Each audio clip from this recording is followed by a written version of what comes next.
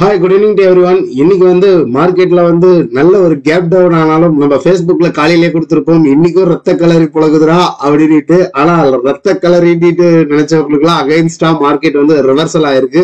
Okay, market நல்லபடியா மேல போயிட்டு நம்மளுடைய சப்ஸ்கிரைபருக்கும் நம்மளுடைய சேனலை ஃபாலோ பண்ற நண்பர்களுக்கும் பாசிட்டிவ் பயஸ்ல போச்சுன்னா ரொம்ப சந்தோஷம் தான். இன்னைக்கு எனக்கு 5000 ரூபாய் திருப்பி கொடுத்துருக்குறாங்க. அதாவது முத நாள் ஒரு 15,000, அப்புறம் ஒரு 20,000 அப்படின்ட்டு போய் ஒரு 24,000 ரூபாய் என்னுடைய போர்ட்போலியோல கிரீனா இருக்கு. ஓகே, ரொம்ப சந்தோஷம். அண்ட் இன்னைக்கு நம்ம சொல்லியிருப்போம் நேத்தே டேட்டா பேட்டர்ன்ஸ் ஒரு டெட்லைன் இட்டுதான். சரி, இப்பயும் நான் டேட்டா பேட்டர்ன்ஸ் ஹோல்ட் பண்றேன், இல்லைன்னு சொல்லல. எங்க இருக்கு டேட்டா பேட்டர்ன்ஸ்? டேட்டா பேட்டர்ன்ஸ்ல பொசிஷனை கொஞ்சம் குறைச்சுக்கிட்டேன். எனக்கு ஃபண்ட் தேவைப்பட்டது. அந்த நீங்க ஒரு ஸ்டாக்ல ஸ்டாப் லாஸ் போடுறதுக்கும் ப்ராஃபிட் புக்கிங் பண்றதுக்கும் ஒரு காரணம் இருக்கணும். சும்மா போயிட்டு ஸ்டாப் லாஸ், சும்மா போயிட்டு ப்ராஃபிட் புக்கிங் பண்ணக்கூடாது. ஏன் அந்த காரணம் இருக்கணும்? நான் இன்னைக்கு மொயில்ன்ற ஒரு ஸ்டாக்கை இந்த கரெக்ஷன்ல பை பண்ணணும் அப்படின்னு முடிவு பண்ணிட்டேன். நம்ம கிட்ட பணம் எங்க இருக்குதுன்னு பாத்தீங்கன்னா ஜோபில துட்டு இல்லை அப்படின்ற மாதிரி தான் இருந்தது. சரி, அதுல எவன்றையாவது கொஞ்சம் வெயிட்டேஜ் அதிகமா இருக்குது, அவனை கொஞ்சம் புடிச்சு குறைச்சு விடுவோம் அப்படின்ட்டு நம்மளுடைய டெட்லைன்ல இருந்ததுனால டேட்டா பேட்டர்ன்ஸ்ல ஒரு 10 ஸ்டாக்கை மட்டும் எக்ஸிட் பண்ணிக்கிட்டேன். அந்த 10 ஸ்டாக் எனக்கு ஒரு 850 ரூபாய் நெகட்டிவ் பயாஸ். பட் நான் எடுத்த மொயில் 284 ரூபாய்க்கு பை பண்ண 301 ரூபாய், அதாவது 877 ரூபாய், 6.17% இன்னைக்கு ஒரே நாள்ல ப்ராஃபிட். அதாவது இங்க 4.5% நெகட்டிவ் பயாஸ், இங்க 6.5% ப்ராஃபிட். அப்ப நம்ம என்ன பண்ணணும், ஏது பண்ணணும்னு தெரியணும். ஓகே, இப்போ மார்க்கெட் சுத்தமா ட்ரெண்ட் ரிவர்சல் ஆயிடுச்சா, அப்படியா என்ன ஏதுன்னுட்டு நிறைய பேர் கேட்டுட்டு இருக்கிறீங்க. இன்னைக்கு என்னென்ன நடந்திருக்கு, அண்ட் தென் ஒரு பையிங் உண்டான ஆப்பர்ச்சுனிட்டி. என்னுடைய போர்ட்போலியோ மேனேஜ்மெண்ட்ல என்னுடைய கிளைண்ட் கிட்ட இருக்கிற ஸ்டாக் அவர் ஏற்கனவே வாங்கி வச்சிருந்தாரு. அதுல ஒரு 10% நெகட்டிவ்ல தான் இருக்கு. பட் நத்திங் டு வரி, நாங்க ஆவரேஜ் பண்ண போறோம். ஃப்ரெஷ் பை பண்றவங்க ஃபர்ஸ்ட் அட்டெம்ப்ட் எடுத்துக்குங்க அப்படின்னு சொல்லலாம். HDFC ஃபர்ஸ்ட் பேங்க் நிஃப்டியை பாக்குறதுக்கு முன்னாடி HDFC-ய பாத்துருவோம். HDFC-யோடைய ஆல்மோஸ்ட் நம்ம சொன்ன ரேஞ்சுக்கு வந்துட்டானா தலைவர். கிளீனா இந்த ரேஞ்சை பாத்தீங்கன்னா ஒரு வீக்லி கேண்டல்ல வச்சு காட்டுறேன். அதாவது ஒரு டயகனல் சப்போர்ட்ல கரெக்டா சப்போர்ட் எடுத்துட்டு இருக்கு. இந்த இடத்துல ஒரு ஸ்ட்ராங் லிக்விடிட்டி ஏரியா. அதாவது இந்த இடம் ஒரு சப்போர்ட். இந்த சப்போர்ட்டை உடைச்சாதான் ஃபர்தரா இந்த சப்போர்ட்டுக்கு வரும். But anyway nothing to worry. நான் இந்த இடத்துல ஒரு 4 ஸ்டாக், இந்த ஜோன்ல ஒரு 4 ஸ்டாக் வாங்க போறேன். மீண்டும் எனக்கு இங்க கிடைச்சா இங்கேயும் போயிட்டு நான் இன்னும் ஒரு 10 ஸ்டாக் வாங்குவேன். ஏன் இந்த 4 ஸ்டாக்கு வாங்குறோம்? ஃபர்ஸ்ட் ஒரு விஷயத்த நல்லா புரிஞ்சுக்கணும். ஒரு ஸ்டாக் வாங்குறோம்னா அது சப்போர்ட்ல இருக்கா அப்படின்றத பாத்துக்கணும். நம்ம பிரேக் அவுட் பண்ணி ஓடுற ஸ்டாக்ல எடுக்கல. இது லாங் டேர்ம் இன்வெஸ்ட்மெண்ட்டுக்கு இந்த செக்டார் ரொம்பவும் அடி வாங்கிட்டு இருக்கு அப்படின்றதுக்கோசரம் நம்ம லார்ஜ் கேப்ல வாங்கி வைக்கணும்ன்றதுக்கோசரம் அவர்கிட்ட ஆல்மோஸ்ட் இருக்கு. ஃபர்ஸ்ட் ஒரு கன்ஃபர்மேஷன் என்னன்னு பாத்தீங்கன்னா, RSI ரொம்பவும் ஓவர் பாட் ரீஜியன் 32. இந்த 32ன்றது வீக்லி வைஸ்ல HDFC-க்கு எந்த ஜோன் ஒரு ஸ்ட்ராங்கான RSI ஜோனா இருக்கு. இது RSI டைவர்ஜென்ஸ் வாங்க. அப்போ இதுவே ஒரு ஸ்ட்ராங்கான ஜோன். இன்னும் கீழே இறங்குச்சுன்னா, அதாவது ஒரு எவ்வளவு தூரத்துக்கு கீழே இறங்கலாம், இந்த RSI எவ்வளவு தூரத்துக்கு கீழே இறங்கலாம். இதுக்கு முன்னாடி எங்க வந்திருக்கு, கொரோனால ஒரு 19க்கு வந்திருக்கு. அப்ப அந்த 19க்கு வரணும்னா இது மாதிரி இந்த ஒரு ஃப்ரீ ஃபால் இருக்கணும்னா, இப்ப 19க்கு வரணும்னா எனக்கு 1285 இந்த ஜோனுக்கு வரணும். 19க்கு நான் இங்க ஒரு 4 ஸ்டாக் வாங்க போறேன். இங்க வந்தா இங்கேயும் ஒரு 10 ஸ்டாக் வாங்குவேன். அதுக்கு உண்டான லிக்விடிட்டி அவருடைய போர்ட்போலியோல இருக்கு.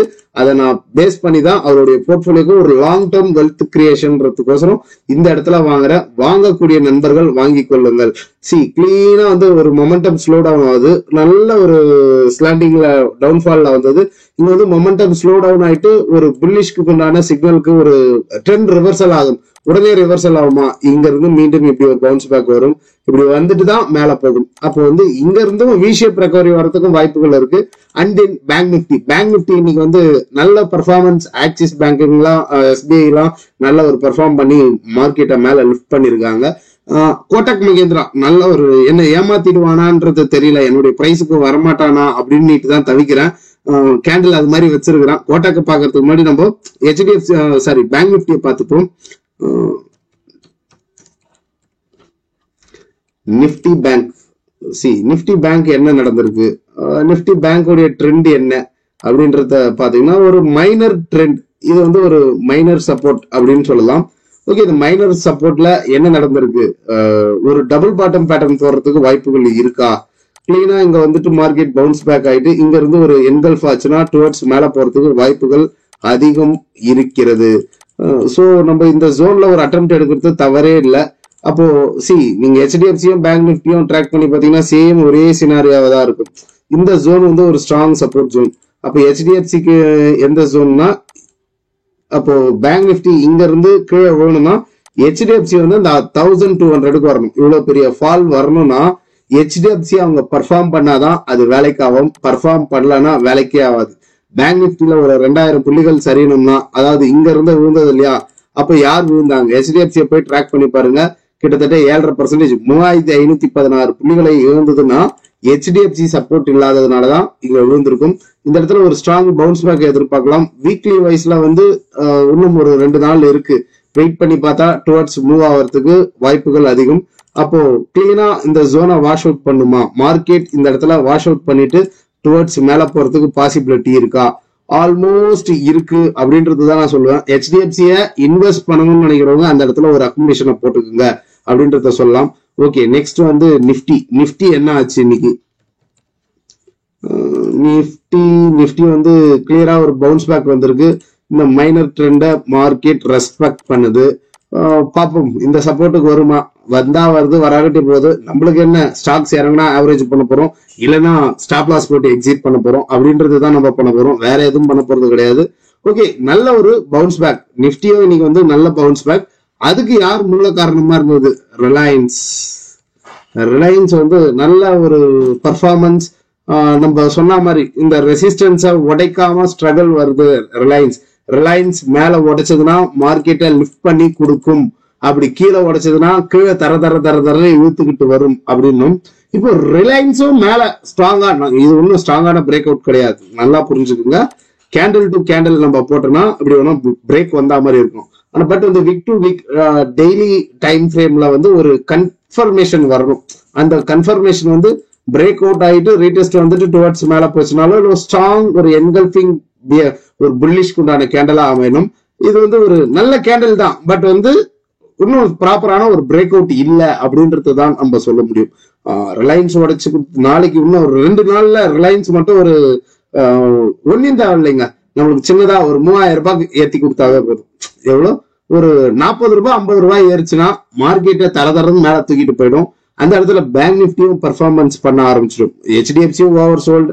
அண்ட் இன்னைக்கு வந்து மெஜாரிட்டியான ஒரு ஸ்டாக் செக்டார் வந்து சப்போர்ட் பண்ணலன்னா அது ஐடி வந்து இன்னைக்கு வந்து நேத்து யூஎஸ் மார்க்கெட்ல ஒரு கேப் டவுன் ஓப்பனிங், அதுக்கேற்ற மாதிரி ஐடி செக்டார்ஸ் எல்லாம் இன்னைக்கு ஐடியும் ஃபார்மாவும் பிடிச்சி வெளுத்து விட்டாங்க.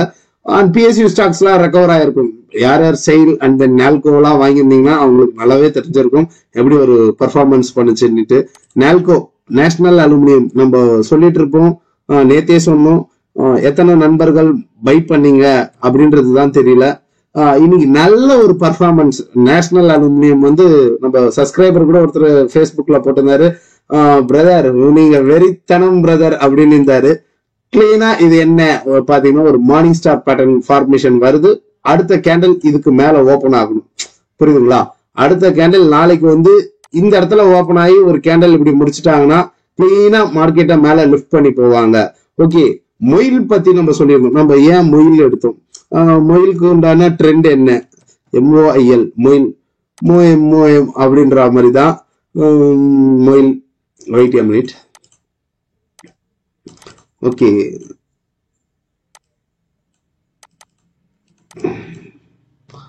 மொயில் வந்து கிளீனா ஒரு அப் ட்ரெண்ட்ல போயிட்டு இருந்தது. நம்ம இந்த ஜோன்லயே சொல்லியிருக்கோம், 216ல சொன்னோம். நம்ம வந்து 216ல இருந்து இங்க ஒரு ஸ்விங் எடுத்தோம். மீண்டும் ரீடெஸ்ட்க்கு வரும்போது செகண்ட் லெவல் அக்குமுலேஷன் இங்க போட்டோம். இங்க இருந்து இங்க ஒரு ஸ்விங் போயிட்டு இங்க ஒரு டாப்பிங் டைல வரும்போது க்ளோஸ் பண்ணோம். மீண்டும் நம்மளுக்கு உண்டான ஜோன் வருமா அப்படின்ட்டு காத்துக்கணும் இருந்தோம். கிளீனா இன்னைக்கு வந்து இங்க ஒரு கேண்டல் ஃபார்மேஷன் வந்தவொடனே சப்போர்ட்டுக்கு வந்தவொடனே பை எடுத்தேன்.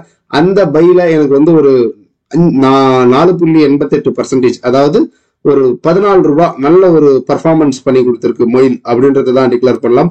ஓகே, மொயிலுடைய ஒரு மைனர் ட்ரெண்ட் என்னன்னு பாத்தீங்கன்னா கிளீனா மார்க்கெட் இந்த ரேஞ்சில் மூவ் ஆகுது. அப்போ இங்க இருந்து மொயில் பர்ஃபார்மன்ஸ் பண்ணதுனால் நம்மளுக்கு வந்து ஒரு ஸ்விங் ரேஷியோ அப்படின்ட்டு பாத்தீங்கன்னா ஒரு 30 புள்ளிகள் இருக்கிறது. 30% மொயில் வந்து பெர்ஃபார்ம் பண்ணி கொடுக்கும் அப்படின்றத நான் எக்ஸ்பெக்ட் பண்றேன். பார்ப்போம், வெயிட் பண்ணி பார்ப்போம். இந்த ஜோனுக்கு போச்சுன்னா நல்ல ஒரு ப்ராஃபிட் புக்கிங் ஜோனா இருக்கும். நான் இந்த இடத்துக்கு போனா ஒரு ஸ்விங்கை க்ளோஸ் பண்ணுவோம், ஒரு 30%, ஆல்மோஸ்ட் இங்க ஒரு 5% க்ளோஸ் பண்றோமோ இல்ல வெயிட் பண்றோமோ அது அப்பாற்பட்ட விஷயம். பட் வந்து இந்த ஸ்விங் ராலி மொயில்ல இருக்கு அப்படின்றத டிக்ளேர் பண்ணிக்கலாம். அப்போ ஸ்டாப் லாஸ் இல்லாம ட்ரேடுக்கு போலாமா? போவே கூடாது. ஒரு 275 ரூபாய் ஒரு 268 ரூபாய் ஸ்டாப் லாஸ் வச்சுக்கிட்டு ட்ரேட் போறவங்க தாராளமா கான்ட்ரிபியூட் பண்ணுங்க. அரௌண்ட் ஒரு 30% டார்கெட் இருக்கு. 30% இந்த மொயில பொறுத்தவரைக்கும் ஒரு விஷயம் சொல்லிடுறேன். இது ஒரு வால்டிட்டியான ஸ்டாக். கபீர்னு 10% ஏத்துவான், 5% இறக்குவான். எனக்கு வந்து அந்த வால்டிட்டிக்கெல்லாம் நான் பயப்பட மாட்டேன், நான் பணங்காட்டு நரி சலசலப்புக்கெல்லாம் அஞ்ச மாட்டேன் அப்படின்றவங்க எடுங்க. கப்புனு வாங்கிட்டு ஒரு 10% கீழே ஆச்சு அப்படின்ட்டு நெகட்டிவ் ஆயிட்டு பயந்துகிட்டு எக்ஸிட் பண்ணிடுவேன் அப்படின்னா எடுக்கவே எடுக்காதீங்க அப்படின்றதான் சொல்லுவோம். Learn and then earn more. Okay, and then subscriber comments வந்து நிறைய பெண்டிங் இருக்கு. இரிடா பத்தி சொல்லுங்க அப்படின்னாங்க. இன்னொருத்தர் ஈக்விட்டாஸ் கேட்டிருக்காங்க. இன்னொருத்தர் வந்து மதர்சன் சும்மி. இந்த மதர்சன் சும்மி வந்து நான் ஆல்மோஸ்ட் சொல்லி இருக்கிறேன் பிரதர், அது என்னன்றத நீங்க பாருங்க. மதர்சன் சும்மி ஒயரிங்க கேக்குறீங்களா? ஒயரிங்கா இல்ல மதர்சன் சம்வர்தனாவா அப்படின்றத கிளீனா எனக்கு மென்ஷன் பண்ணுங்க. சம்வர்தனாவை நம்ம சொல்லியிருக்கோம். ஈக்விட்டாஸ் இரிடா மணலி பத்தி சொல்லுங்க, இந்த பத்தி சொல்லுங்க. Equitas your view and Equitas அப்படின்ட்டு ஒரே போடா போட்டாங்க. ஈக்விட்டாஸ் வந்து ஹோல்ட் பண்ணுங்க அப்படின்றதா சொல்லுவோம். ஒரு பைக் உண்டான ஜோன்ல தான் இருக்கு. இந்த பத்தி சொல்லுங்கன்னா நான் எதை பத்தி சொல்றது, அதாவது ஒரு சீட் எடுனா எல்லா சீட் எடுக்கிறதுன்றதுதான் எனக்கு தெரியல. நீங்க வந்து ஃப்ரெஷ் பை பண்ண போறீங்களா இல்ல ஹோல்ட் பண்ணிருக்கிற ஸ்டாக் வந்து லாஸ்ல இருக்கா அப்படின்ட்டு கிளீனா மென்ஷன் பண்ணீங்கன்னா எனக்கு அங்க கதை ஓட்டுறதுக்கு நேரம் இல்லாம, சார் நீங்க இங்க வாங்கிருக்கிறீங்க பிரதர், இவ்வளவு தூரம் வந்தா ஸ்டாப் லாஸ் வச்சுக்கோங்க அப்படின்னு சொல்லிடுவேன். டைம் வேஸ்ட் ஆகுது, ரொம்ப நேரம் பெரிய லென்த்தியான கண்டென்ட்டா போகுது. இது எல்லாத்துக்குமே இன்னும் ஒரு கமெண்ட் எல்லாம் இருக்கு. எல்லாத்துக்குமே சேர்த்து நாளைக்கு ஒரு மார்னிங் இல்ல ஒரு 10 மத்தியானமா ஒரு சப்ஸ்கிரைபர் கமெண்ட்ன்ற ஒரு வீடியோவா கொடுத்துடலாம் அப்படின்றதான் சொல்லலாம்.